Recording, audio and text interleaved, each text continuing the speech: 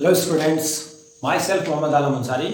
हम लोग पढ़ रहे थे ऑर्गेनिक केमिस्ट्री क्लास 12th की, जिसमें हमने बात कर रखा था method of preparation of halo alkanes by alcohol. Alcohol से हम हैलो एल्केन्स कैसे बनाएंगे, ये हमने बात किया था। लुकास रिएजेंट से बनाया था, PCl5 PCl3 से बनाया था। फिर हमने SOCl2 जिसको डार्जन रिएक्शन के नाम से जाना जाता है, उसके बारे में हमने पढ़ लिया था। आज फिर हम पढ़ेंगे method of preparation of haloalkane ही। हमारे सिलेबस में वही चल रहा है,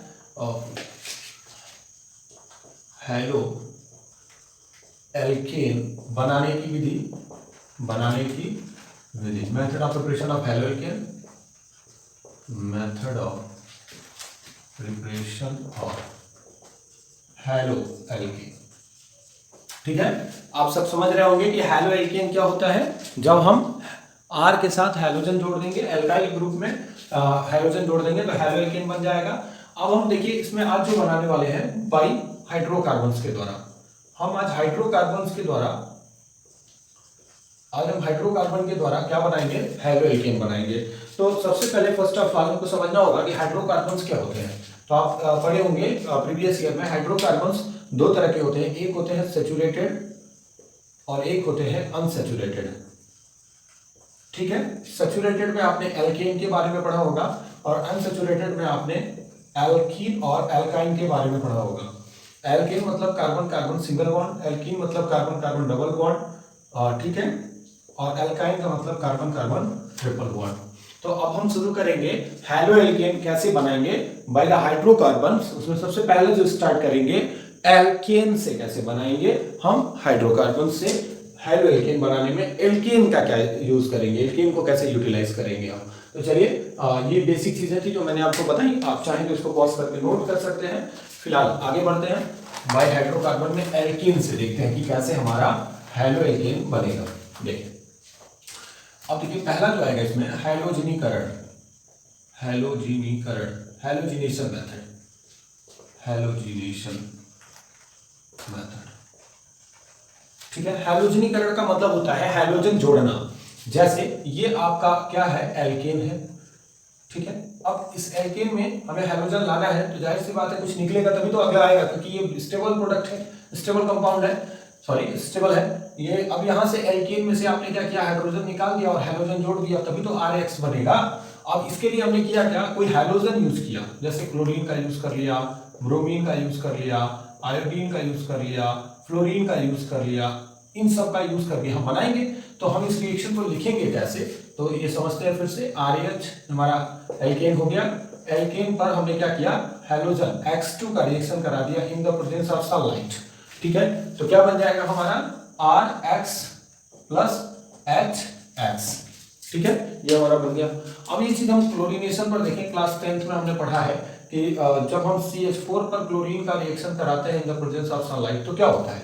देखिए, ये हमारा एल्केन हो गया, ये हाइड्रोजन हो गया और सूर्य का प्रकाश, तो क्या बाहर हो जाएगा, HCl बाहर हो जाएगा। क्या बन जाएगा, CH3Cl। बट ये रिएक्शन यही रुकता नहीं है और आगे स्टेप बाय स्टेप ये कंटिन्यू होता जाता है। फिर क्या होगा, फिर एक और हाइड्रोजन निकलेगा, जितना हाइड्रोजन वो सारा निकलना है, तो क्या बनाएगा, CH2Cl2। फिर क्या होगा, फिर हाइड्रोजन निकलेगा तो क्या बनाएगा बताइए, CHCl3। फिर हाइड्रोजन निकल जाएगा तो क्या बना देगा, CCl4, कार्बन टेट्रा क्लोराइड। ये हमने क्लास 10th में पढ़ रखा है। और ये जो रिएक्शन है वो किसके अंतर्गत आता है, इसकी मैकेनिज्म क्या होती है, फ्री रेडिकल मैकेनिज्म। ये मुक्त मूलक क्रियाविधि के अंतर्गत आता है। पहली बात, ये कौन सा रिएक्शन हुआ, ये सब्स्टिट्यूशन रिएक्शन है। देखिए यहाँ पे ये जो X है, क्लोरीन है, वो क्या कर रहा है, एक हाइड्रोजन को हटा दे रहा है और अपने जाके जुड़ जा रहा है। थोड़ा सा इसको अगर अच्छे से समझे, देखिए ये हो गया हमारा CH4, ठीक है, यहाँ हो गया हमारा Cl2, ये देखिए HCl निकल गया और ये Cl जाकर के इस कार्बन से जुड़ गया। तो ये रिएक्शन, पहली बात तो ये है कि हम जो हमारा मेन प्रोडक्ट है, हमें हैलो एल्केन बनाना है, मोनो हैलो एल्केन बनाना है, क्योंकि हमारा मेन प्रोडक्ट ये होना चाहिए था, लेकिन हम कहाँ पहुंच गए, पॉली हैलो एल्केन पे पहुंच गए। ठीक है, तो इसके लिए हम इसका इस्तेमाल लेबोरेटरी में नहीं करते हैं। तो पहली बात जान लीजिए कि जो हम एल्केन का हैलोजनीकरण कर रहे हैं, CH4 का, मीथेन का, तो ये औद्योगिक स्तर पर इस्तेमाल किया जाने वाला विधि है। इसका हम प्रयोग कभी भी लेबोरेटरिकल मेथड पे नहीं करते हैं। प्रयोगशाला में यह विधि उपयोगी नहीं होती है। इसका निर्माण हम सिर्फ और सिर्फ ज्यादातर मीथेन का जो क्लोरीनीकरण है, देखिए किसका क्लोरीनीकरण हुआ है, मीथेन का। तो मीथेन का जो क्लोरीनीकरण है वो इंडस्ट्रियल मेथड के लिए जा रहा है। वहां ये क्यों लैब में नहीं कर सकते, क्योंकि लैब में ये सब बनते जाएंगे तो इनके बीच का जो बॉइलिंग पॉइंट है बहुत ज्यादा डिफर नहीं करता है, बहुत नियरेस्ट होता है इनका बॉइलिंग पॉइंट, इनको एक दूसरे से सेपरेट करना बड़ा कठिन हो जाता है। लेकिन इंडस्ट्रियल पे ये कर सकते हैं, वहां के लिए ये ठीक है। तो हैलोजनीकरण में आप समझ गए कि कोई एल्केन लेंगे, हैलोजन से रिएक्शन कराएंगे, हाइड्रोजन निकाल देंगे और हैलोजन ले जाकर के जोड़ देंगे। अब थोड़ा सा और अच्छा समझते हैं, ये तो बहुत बेसिक सिंपल कार्बन हमने लिया था, 1 कार्बन चेन लिया था। थोड़ा सा और कॉम्प्लेक्स लेते हैं, जैसे अगर हम CH3 CH2 CH3 ले लें, इसका हम क्लोरीनेशन कराएं, ठीक है, in the presence of sunlight, तो क्या होगा सोचिए। अब देखिए ध्यान से, कुछ बातें आपको समझने जैसी हैं। यहाँ पर एक बात समझिए, यहाँ पे हमारे पास 3 कार्बन की चेन है, इसको नॉर्मल प्रोपेन आप कहेंगे, पहली बात। दूसरी इंपॉर्टेंट बात आप ये समझिए कि इस कार्बन का पड़ोसी सिर्फ ये कार्बन था, ये 1 डिग्री का हुआ, ये भी कार्बन 1 डिग्री का होगा, लेकिन ये जो कार्बन हमारा है ये 2 डिग्री का कार्बन है। और जितने तरह के कार्बन हमारे पास होंगे उस एल्केन में, उतने तरह का हमारे पास प्रोडक्ट बनेगा। अब यहाँ पे ध्यान से देखिए, तो यहाँ पे हमारे पास 1 डिग्री और 2 डिग्री 2 तरह के कार्बन हैं। और चूंकि ये फ्री रेडिकल मैकेनिज्म में जाता है, क्लास 11th में अगर आपने कार्बोकेटायन और फ्री रेडिकल और कार्बोनाइन के बारे में पढ़ा होगा तो आप जानते हैं कि फ्री रेडिकल की जो स्टेबिलिटी होती है वो 3 डिग्री 2 डिग्री और 1 डिग्री के अकॉर्डिंग चलती है। तो अब यहाँ पर ध्यान दीजिए, तो हमारे पास जितने तरह के कार्बन होंगे, मैं यही आपको बता रहा था कि हमारे पास जितने तरह के कार्बन होंगे उतने तरह का प्रोडक्ट बनेगा। कितने कार्बन हमारे पास है? 1, एक तो ये हो गए 1 डिग्री वाले 2 कार्बन हो गए, और 2 डिग्री का 2 तरह के कार्बन हो गए। एक कार्बन ऐसे हैं जो 1 डिग्री के हैं और एक 2 डिग्री के हैं, तो हमारा प्रोडक्ट भी 2 बनेगा। एक तो बनेगा CH3 CH2 और यहाँ आ जाएगा Cl, ठीक है, एक तो हमारा ये बन जाएगा प्रोडक्ट, और दूसरा जो प्रोडक्ट हमारा बनेगा वो बन जाएगा CH3 CH3 और यहाँ आ जाएगा Cl। अब आप इन दोनों रिएक्शन को ध्यान से देखिए, तो पहला वाला जो प्रोडक्ट है वो 1 क्लोरोप्रोपेन है, 1 क्लोरोप्रोपेन है, और जो दूसरा रिएक्शन है वो 2 क्लोरोप्रोपेन है, 2 क्लोरोप्रोपेन है, ठीक है। तो अब यहाँ पर एक बात समझने जैसी है कि कौन ज्यादा स्टेबल प्रोडक्ट होगा, यानी कौन मेजर प्रोडक्ट होगा और कौन माइनर प्रोडक्ट होगा, कौन हमारे पास मुख्य उत्पाद होगा। तो मेन प्रोडक्ट में या हमारे पास जो अधिकतम उत्पाद के रूप में मिलेगा वो ये वाला मिलेगा, तो ये मेजर हो जाएगा, और ये कितना परसेंट मिलेगा? 55% प्रैक्टिकली पाया गया। और ये माइनर प्रोडक्ट होगा, ये कितना परसेंट होगा? 45% बनेगा। क्यों ऐसा होगा ये भी समझते हैं। ऐसा इसलिए होगा क्योंकि ये 1 डिग्री का है और ये 2 डिग्री का है। अगर ये देखिए तो ये 2 डिग्री का फ्री रेडिकल बन रहा था, तो यहाँ पे 2 डिग्री का प्रोडक्ट होगा मोर स्टेबल, ये 1 डिग्री का बन रहा था तो ये लेस स्टेबल होगा, तो इसलिए ये भी बनेगा, लेकिन ये कम अमाउंट में बनेगा, और ये क्या होगा? ज्यादा अमाउंट में बनेगा। पॉज करके इसको नोट कर लीजिए, तो ये नोट हो गया होगा। अब थोड़ा सा और कॉम्प्लिकेटेड करते हैं इस क्वेश्चन को, कुछ और एग्जांपल्स के थ्रू हम समझते हैं। अगर मैंने क्या किया, आपको ये क्वेश्चन दे दिया CH3 CH2 CH2 CH3 plus Cl2 या Br2 भी हम ले सकते हैं, क्लोरीन या bromine in the presence of sunlight, तो हमारा प्रोडक्ट क्या होगा? अब इस क्वेश्चन के बारे में अगर सोचे तो हमारे पास प्रोडक्ट क्या होगा? आप सोच के बनाइए जल्दी से, इसके प्रोडक्ट कितने बनेंगे। तो यहाँ भी आप देखेंगे कि यहाँ भी आपको 2 तरह के कार्बन मिलेंगे, एक ये भी 1 डिग्री का और ये भी 1 डिग्री का, ये 2 डिग्री का। इस कार्बन का पड़ोसी 2 कार्बन है तो 2 डिग्री का, इस कार्बन का भी पड़ोसी 2 कार्बन है तो ये भी कितने डिग्री का कार्बन होगा? 2 डिग्री का कार्बन होगा। तो यहाँ भी हमारे पास जो प्रोडक्ट होंगे वो 2 तरह के होंगे, इनको हम A कोडिंग कर सकते हैं यह समझने के लिए कि हमारे पास 2 तरह के कार्बन एटम्स हैं। अब यहाँ पे हम समझें अगर, तो हमारा जो प्रोडक्ट होगा पहला CH3 CH2 CH2 CH2 Cl, हमने एक बार क्लोरीन यहाँ ऐड कर दिया, प्लस एक बार हम कहाँ ऐड कर दें? CH3 CH2 CH3 Cl, एक बार यहाँ ऐड कर दें, चेक कर लीजिए सही है, ठीक है। अब यहाँ पर देखिए, एक बार क्लोरीन यहाँ ऐड किया और एक बार यहाँ ऐड किया, कोई जरूरी नहीं है आप इस क्लोरीन को यहाँ भी ऐड कर सकते हैं, बट या तो यहाँ ऐड करेंगे या तो यहाँ ऐड करेंगे, ठीक है। एक हाइड्रोजन निकाल करके या तो यहाँ जोड़िए या तो यहाँ जोड़िए। तो आप यहाँ पे क्या देख रहे हो कि ये जो बना 1 क्लोरोब्यूटेन बना है, और ये क्या बना है? 2 क्लोरोब्यूटेन बना है, ठीक है। पहली बात, ये जो बनेगा ये 21.8% होगा, ये 72% होगा, यानी this is the major product and this one is the minor product. अब फिर आप कहेंगे सर क्यों ऐसा हुआ? तो आप देखिए कि 2 डिग्री वाला मोर स्टेबल प्रोडक्ट बनाएगा, 1 डिग्री वाला लेस स्टेबल बनाएगा। तो आपको इस बात का ध्यान देना है कि जब हैलोजिनेशन कराएंगे आप किसी भी एल्केन का, तो क्लोरीन और ब्रोमीन के केस में, इनका क्लोरीन एंड ब्रोमीन, ठीक है, आपको प्रोडक्ट आपका जो है वो ये मिलने वाला है। आपको जितने तरह का कार्बन होगा उतने प्रोडक्ट बनेंगे, बस आपको स्टेबिलिटी के अकॉर्डिंग आप जान लेंगे कि वो ज्यादा बनेगा या कम बनेगा। पॉज करके इसको भी आप नोट कर सकते हैं। अब आइए, ये तो बात होगी हैलोजिनीकरण में क्लोरीन या ब्रोमीन के साथ। अगर आप आयोडीन के साथ रिएक्शन कराना चाहें, किसी एल्केन के साथ एल्काइल आयोडाइड बनाना चाहे, दैट मींस मैं कहना क्या चाह रहा हूं कि मैंने एल्केन ले लिया, इसका हमने रिएक्शन आयोडीन से करा दिया, तो सूर्य के प्रकाश की उपस्थिति में तो Ri प्लस HI बनता है। यहाँ पर ध्यान से समझने वाली बात क्या है, थोड़ा ध्यान देंगे यहाँ पे कि जो हमने एल्केन का आयोडीन के साथ रिएक्शन कराया है उसमें Ri बन रहा है और HI बन रहा है, बट जो हमारा रिएक्शन है वो कैसा है, रिवर्सिबल रिएक्शन है। ध्यान से देखिए, हमारा जो रिएक्शन है वो उत्क्रमणीय है, मतलब इससे ये बनेगा फिर इससे ये बन जाएगा। तो हम नहीं चाहते हैं कि हमारा एल्काइल आयोडाइड के बाद फिर एल्केन बने, फिर बेनिफिट क्या है मेरा। तो मैं इसके लिए क्या करूंगा, पहले ये समझूं कि ऐसा होता क्यों है कि जब हम एल्केन का रिएक्शन, ध्यान से सुनिए, सूर्य के प्रकाश की उपस्थिति में आयोडीन से कराते हैं तो यहाँ पे एल्काइल आयोडाइड बनता है और इसके साथ साथ हाइड्रोजन आयोडाइड बनता है। हाइड्रोजन आयोडाइड जो होता है वो स्ट्रॉन्ग रिड्यूसिंग रिएजेंट होता है, रिड्यूसिंग रिएजेंट होता है। ध्यान से समझ लीजिए मेरे बात को, वो प्रबल अपचायक होता है। प्रबल अपचायक होने की वजह से यह हाइड्रोजन आयोडाइड को एल्केन में पुनः अपचयित कर देता है। तो अब हम करते क्या है, यही रिएक्शन हम कराते हैं आयोडीन के साथ, ठीक है, but in the presence of HNO3 nitric अम्ल की उपस्थिति में। यहाँ हम करा देंगे HiO3, ठीक है, यहाँ हम करा देंगे HiO4 इनके उपस्थिति में, यानी कि हम जब यही एल्केन ले लेंगे आयोडीन के साथ कराएंगे सूर्य के प्रकाश की उपस्थिति में, बट यहाँ पर यूज कर देंगे प्रबल ऑक्सीकारक। जब हम इसका इस्तेमाल कर देंगे तो अब क्या होगा, अब हमारा जो प्रोडक्ट होगा वो Ri बनेगा और HI जो हमारा बढ़ रहा था वो HI न बन करके क्या दे देगा, आयोडीन दे देगा, I2 दे देगा और वाटर बन जाएगा। ठीक है, ये चूंकि हम समझने के लिए हम एक ही स्टेप में बनाएंगे, लेकिन समझेंगे कैसे उसको समझिए। हम यहाँ कहें कि जो हमारा HI बनेगा, ठीक है, वो HI क्या करेगा, फिर हमारे इस प्रबल ऑक्सीकारक से, मैंने अभी बताया कि हम HiO3 का इस्तेमाल कर सकते हैं, HNO3 का इस्तेमाल कर सकते हैं, HiO4 का इस्तेमाल कर सकते हैं, ठीक है। तो यहाँ से क्या होगा, ये जो हाइड्रोजन आयोडाइड है वो HiO3 के साथ जब क्रिया करेगा तो ये बनाएगा I2 प्लस H2O प्लस क्या बना देगा, H2O बना देगा, I2 बनाएगा और H2O बनाएगा। बैलेंस कर लीजिए, हाइड्रोजन तो लग रहा है कि बैलेंस है, लेकिन ऑक्सीजन 3 है और यहाँ 1 है, तो ऑक्सीजन यहाँ भी 3 होना चाहिए। लेकिन जैसे वहां पे ऑक्सीजन 3 करेंगे, आपका आयोडीन अभी बैलेंस हो गया, लेकिन हाइड्रोजन 6 हो गया, तो हाइड्रोजन को 6 करने के लिए यहाँ 5 से गुणा कर दीजिए। आप जैसे 5 से गुणा करेंगे आयोडीन आपका कितना हो जाएगा, 6 हो जाएगा, तो यहाँ आपको 3 से गुणा करना होगा।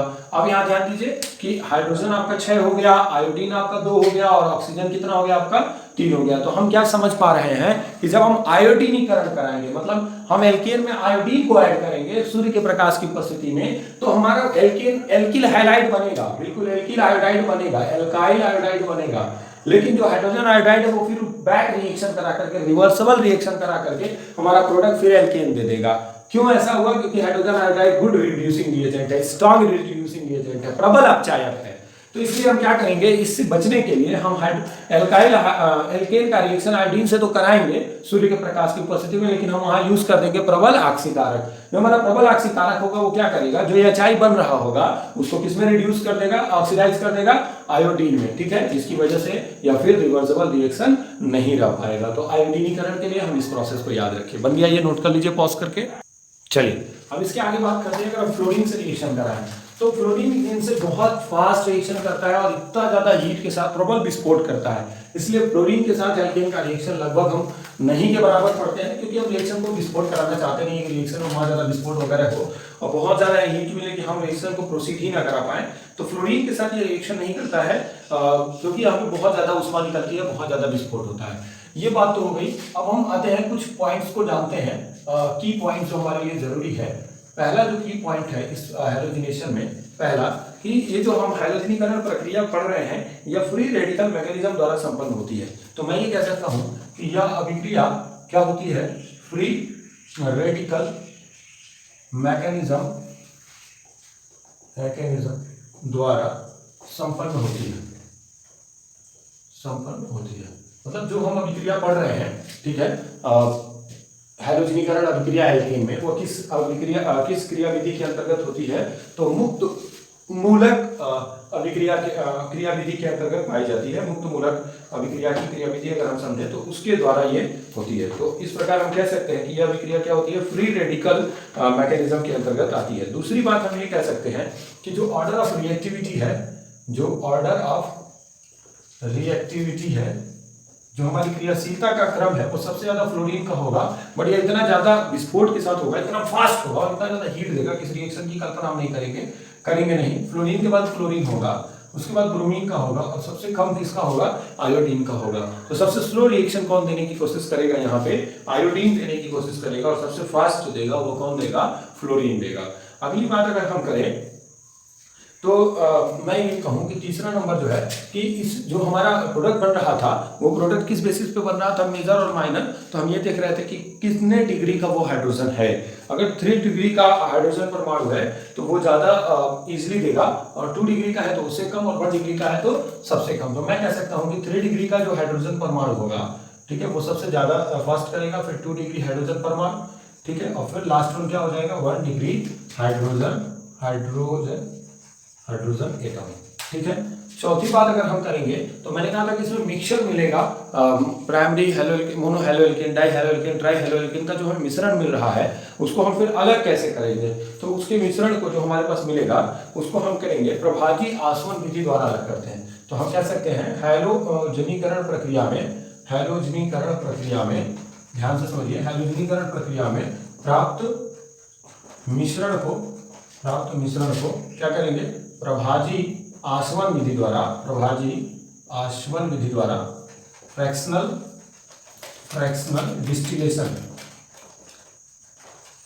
डिस्टिलेशन, ठीक है, प्रभाजी आसवन विधि द्वारा क्या करेंगे, द्वारा पृथक करेंगे, सेपरेट करेंगे, ठीक है। तो ये 4 बातें आपको की पॉइंट के तौर पे नोट कर लेनी चाहिए, पॉज करके इसको नोट कर लीजिए। चलिए अब इसके बाद एक क्वेश्चन कराता हूँ, थोड़ा सा इंटरेस्टिंग है, आप थोड़ा ध्यान देंगे तो आपको समझ में आएगा इस क्वेश्चन के बारे में क्या कह रहा है और क्या करना है आपको। जैसे आपको नियोब्यूटेन दे दिया जाए, CH ऐसे लिख लीजिए। अब ये नियोब्यूटेन हो गया, ध्यान से समझिए क्वेश्चन को। इसका हमने क्लोरीनीकरण कराना है in the presence of sunlight. तो आप क्या समझ रहे होंगे कि ये पहली बात तो फ्री रेडिकल मैकेनिज्म के अंतर्गत है। तो आप ये सोच रहे होंगे कि इसका प्रोडक्ट कहाँ बनना चाहिए था।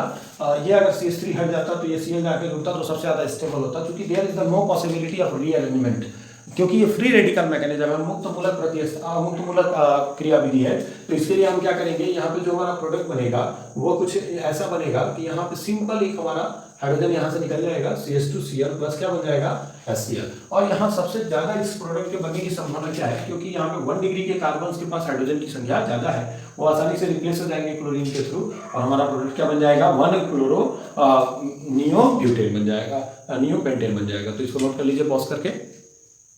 तो हमारा प्रोडक्ट क्या बना, ये हमारा था ये हमारा जो रिएजेंट था नियोपेंटेन था, ठीक है, नियोपेंटेन हमने लिया, क्लोरीनीकरण करा लिया, तो हमारा क्या बन गया हमारा प्रोडक्ट, नियोपेंटिल क्लोराइड, ठीक है। अब आते हैं, ये तो बात होगी कि हम एल्केन से कैसे बनाएंगे हैलोएल्केन।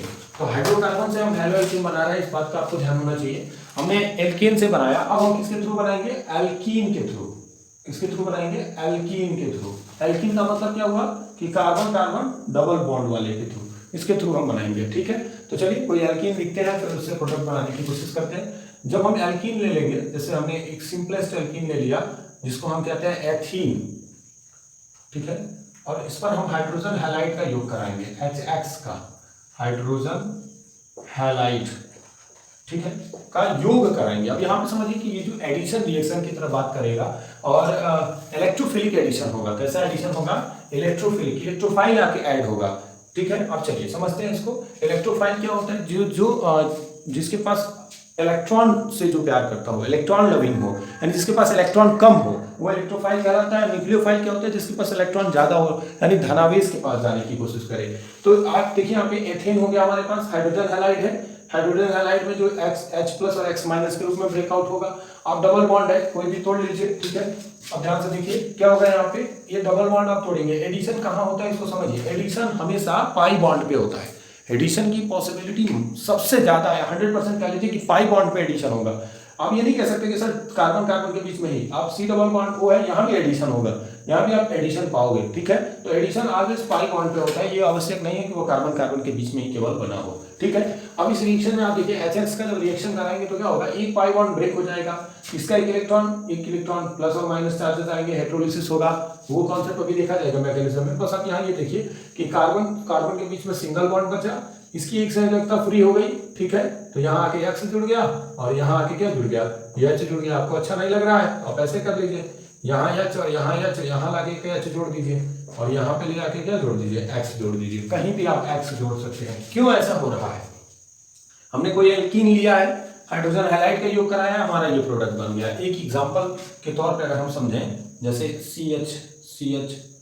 सॉरी ऐसे देखें, CH2 double bond CH2 plus HCl, ठीक है, और हमारा प्रोडक्ट क्या बन जाएगा बताइए फटाक से, CH3 H आ गया इसके पास और Cl आ गया इसके पास, तो क्या बन गया CH3 और CH2Cl, ठीक है, ये हमारा प्रोडक्ट बना। अब क्यों ऐसा हो रहा है तो ये समझिए, क्यों हम क्लोरीन को चाहे यहाँ जोड़े चाहे यहाँ जोड़े कोई फर्क नहीं पड़ेगा, क्योंकि ये जो हमारा एल्कीन है ये सममित एल्कीन है, सममित एल्कीन है। इसको हम कहते हैं symmetrical alkene, symmetrical alkene. Symmetrical alkene का मतलब ये होता है कि जब डबल बॉन्ड के दोनों साइड में कार्बन समान होंगे, तो अब देखिए डबल बॉन्ड है, इसके दोनों साइड में कार्बन के एटम समान है, तो ये क्या कहलाएगा, सिमेट्रिकल एल्कीन। अगर डबल बॉन्ड के दोनों साइड में कार्बन एटम सेम नहीं होंगे तो क्या कहलाएगा, अनसिमेट्रिकल एल्कीन। तो पहली बात तो ये समझिए कि हम अगर एल्कीन पर हम एल्किल हैलाइड बनाना चाहते हैं, एल्कीन से एल्किल हैलाइड बनाना चाहते हैं, तो हमें क्या करना होगा कि हमें इस एल्कीन से एल्किल हैलाइड बनाने के लिए, एल्किल हैलाइड बनाने के लिए क्या करना पड़ेगा, ध्यान दीजिए, हमें HX का योग कराना होगा, HX का योग कराना होगा। और ये योग कहाँ होगा हाइड्रोजन हैलाइड का, इस एल्कीन के पाई बॉन्ड पे। यह योग कहाँ होगा, पाई बॉन्ड पर, पाई बॉन्ड पर। तो यानी ये पाई बॉन्ड टूटेगा, डबल बॉन्ड में एक सिग्मा होता है, एक पाई होता है, एक पाई बॉन्ड टूटेगा और वहां पे एक जगह H जाएगा और एक जगह X जाएगा। ये तब संभव है जब हमारा डबल बॉन्ड के दोनों तरफ कार्बन की संख्या समान होगी, जिसको हम सिमेट्रिकल एल्कीन बोल रहे हैं, सममित एल्कीन बोल रहे हैं। तो ये पॉज करके नोट कर लीजिए, नोट हो गया। चलिए, तो हम समझ पाए कि जब हम एल्कीन से हम बनाना चाहते हैं एल्काइल हैलाइड, तो हमें क्या करना होगा, हमें ये देखना होगा कि हमारा एल्कीन कैसा है। अगर हमने ले लिया CH3 CH double bond CH3 ये ले लिया हमने, प्लस इसका रिएक्शन हमने किसके साथ करा दिया, ध्यान दीजिए, अब हमने इसका रिएक्शन करा दिया किसके साथ, HCl के साथ। अब बताइए प्रोडक्ट क्या होगा, प्रोडक्ट से बता दीजिए। तो देखिए इस डबल बॉन्ड के इधर आप देख रहे हैं कितना कार्बन है, 2 कार्बन है, और इधर भी कितना कार्बन है, 2 कार्बन है। तो ये कैसा हो गया, सिमेट्रिकल एल्कीन हो गया। अगर ये सिमेट्रिकल एल्कीन है, ठीक है, जब ये सिमेट्रिकल एल्कीन यानी सममित एल्कीन है, तो हमारा जो Cl है वो डबल बॉन्ड के इन दोनों कार्बन में से किसी पे जुड़ सकता है। जाके जोड़ लीजिए, क्या बन जाएगा, CH3 C Cl H single bond CH2, यहाँ H आके जुड़ेगा तो CH2 हो जाएगा और यहाँ आके हमारा CH3, ये हमारा प्रोडक्ट हो जाएगा 2-क्लोरो-ब्यूटेन। आप यहाँ जोड़ेंगे तब भी वही प्रोडक्ट होगा। तो ये बात हो गई सममित एल्कीन की दशा में। अगर हमारे पास सिमेट्रिकल एल्कीन होगा तो हम हाइड्रोजन हैलाइड का योग उस पर कैसे करेंगे, बहुत इजी है, पॉज करके इसको भी नोट कर लीजिए, हो गया। अब हम बात करेंगे कि यदि हमारे पास क्वेश्चन ऐसे ना हो, अनसिमेट्रिकल एल्कीन हो, एल्कीन पर हाइड्रोजन हैलाइड का योग मार्कोनी-काफ के नियम के अनुसार होता है, लेकिन ये कोई जरूरी नहीं है कि वो एल्कीन सिमेट्रिकल होगा तब भी यही होगा। सिर्फ अनसिमेट्रिकल एल्कीन के लिए मार्कोनी-काफ नियम लगाते हैं। देखिए यहाँ पे ये जो हमारा है ये अनसिमेट्रिकल एल्कीन है। If R is carbon, R का मतलब यहाँ कार्बन से ले रहे हैं। अगर हमने R को कार्बन समझ रखा है, कार्बन की श्रृंखला, ठीक है, या एल्काइल ग्रुप, हम क्या कह सकते हैं, एल्काइल ग्रुप। अगर ये एल्काइल ग्रुप है, ध्यान से समझिए, CH3 है, C2H5 है, तब क्या होगा, इस डबल बॉन्ड के इधर कितना कार्बन है, 1, और इधर कितना कार्बन होगा पता नहीं, क्योंकि अगर 1 कार्बन है तो 2 हो जाएगा, 2 कार्बन है तो 3 हो जाएगा, 3 कार्बन है तो 4 हो जाएगा। जितने कार्बन का ये होगा उसमें एक ज्यादा हो जाएगा। तो हम क्या पाएंगे कि डबल बॉन्ड के दोनों तरफ कार्बन परमाणु की संख्या समान नहीं है, तो ये क्या कहलाएगा, असममित एल्कीन, असममित एल्कीन। अब ध्यान दीजिए, अगर हम असममित एल्कीन पर हाइड्रोजन हैलाइड का योग कराना चाहते हैं, HX का योग कराना चाहते हैं, तो अब जो हमारा HX का योग होगा वो क्या होगा, मार्कोनी-काफ नियम के अनुसार होगा, मार्कोनी-काफ नियम के अनुसार होगा, नियम के अनुसार होगा। अब आप सोच रहे हैं कि मार्कोनी-काफ नियम क्या है, चलिए पहले इसको बाद में पढ़ेंगे। चलिए बताइए कि अगर हम मार्कोनी-काफ नियम नहीं लगाते हैं तब क्या होगा। मार्कोनी-काफ नियम नहीं लगाएंगे तो X को कहीं जोड़ दीजिए, कोई प्रॉब्लम वाली बात नहीं है। मैं X को यहाँ जोड़ देता हूँ तो क्या बन जाएगा, RCH2, देखिए H को यहाँ जोड़ दिया तो क्या बन जाएगा, सिंगल बॉन्ड, डबल बॉन्ड में ये टूटना है, ये पाई बॉन्ड टूट जाएगा, यहाँ H जोड़ देंगे और यहाँ X, तो क्या हो जाएगा बताइए, CH2X, ये हमारा बन जाएगा। बट हमने कहा कि मार्कोनी-काफ नियम के अनुसार होगा, तो मार्कोनी-काफ नियम ये कहता है कि जो हाइड्रोजन हैलाइड है इसका जो ऋणावेशित भाग है, कौन सा भाग है, ऋणावेशित। ऋणावेशित मतलब निगेटिव पार्ट, ठीक है, निगेटिव। तो इसका ऋणावेशित भाग क्या होगा, X माइनस, ठीक है। वह डबल बॉन्ड की उस कार्बन से जुड़ेगा, ध्यान से समझ लीजिए, हाइड्रोजन हैलाइड का ऋणावेशित भाग माइनस वाला भाग डबल बॉन्ड के उस कार्बन से जुड़ेगा जहां हाइड्रोजन कम होगा। तो यहाँ हाइड्रोजन 2 है लेकिन यहाँ हाइड्रोजन कितना है, 1। तो यहाँ पे जो यक्स है वो इससे जुड़ने के बजाय किससे जुड़ना पसंद करेगा, इस वाले कार्बन से। तो क्या बन जाएगा बताइए, RCH यक्स और सिंगल बॉन्ड CH3। अब आप सोच रहे हो सर ऐसा हुआ क्यों हुआ, क्योंकि ये 2 डिग्री का है और ये 2 डिग्री का कार्बोकेटाइन बनेगा जिसकी वजह से मोर स्टेबल प्रोडक्ट बनाएगा। जब इसकी मैकेनिज्म देखेंगे तो आपको बहुत अच्छे से क्लियर हो जाएगा, ज्यादा होगा। तो इलेक्ट्रॉन डेंसिटी क्या होगा, ये पाई बॉन्ड, ये डबल बॉन्ड है। अब देखिए ध्यान से, किधर हम तोड़े, अभी मैंने कहा मार्कोनी का रूल ये कहता है कि जो हमारा माइनस वाला भाग है वो उस कार्बन से जुड़ेगा जहां हाइड्रोजन कम होगा। तो अगर हम इसको इलेक्ट्रॉन दे देंगे, ठीक है, तो इस पर माइनस, ये इलेक्ट्रॉन ले लेगा और इस माइनस आएगा और इस पर क्या आ जाएगा, प्लस। क्योंकि इसमें प्लस आने से एक बेनिफिट ये है कि 2 डिग्री का कार्बोकेटाइन हो जाएगा। अगर मैं ये इलेक्ट्रॉन इधर दे देता तो ये 1 डिग्री का कार्बोकेटाइन हो जाता, लेस स्टेबल प्रोडक्ट बनता।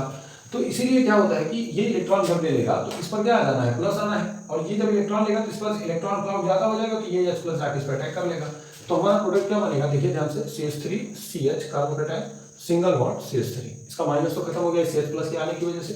और फिर इस पर कौन आ जाएगा, जो क्लोरीन माइनस है वो आएगा और ये कहाँ जाके अटैक करेगा, उसके पास जहाँ पे इलेक्ट्रॉन कम है, यानी कि जो कार्बोकेटाइन है। तो क्या बनाएगा, CH3CHCl CH3। तो ये क्या डिग्री का कार्बोकेटाइन है, 2 डिग्री का कार्बोकेटाइन, और ये हमारा फाइनल प्रोडक्ट बन जाएगा। पॉज करके इसको भी नोट कर लीजिए। चलो, ये तो हो गया मार्कोनी का नियम। अब हम पढ़ेंगे एंटी मार्कोनी का नियम, जो मार्कोनी का नियम के ठीक अपोजिट होगा। तो एंटी मार्कोनी का नियम की बात करें अगर हम, मार्कोनी का नियम, तो अगर हम एंटी मार्कोनी का नियम की बात करें, ध्यान से मेरी बात सुनिए, अगर हम एंटी मार्कोनी का नियम की बात करें, या हम इसको खराइस प्रभाव भी कहते हैं, खराइस प्रभाव कहते हैं, या हम इसको परऑक्साइड प्रभाव भी कहते हैं, परऑक्साइड प्रभाव, परऑक्साइड प्रभाव। अगर हम इस नियम की बात करें तो हमारा प्रोडक्ट कैसे बनेगा, ध्यान दीजिए। ये नियम क्या होगा, जैसे हम करा रहे थे कि हम कोई भी अनसिमेट्रिकल एल्कीन ले रहे थे, ठीक है, हाइड्रोजन हैलाइड, हाइड्रोजन ब्रोमाइड की बात करेंगे यहाँ पे मैक्सिमम केस में। अब यहाँ पे देखिए हमने क्या ले लिया कि अनसिमेट्रिकल एल्कीन ले लिया,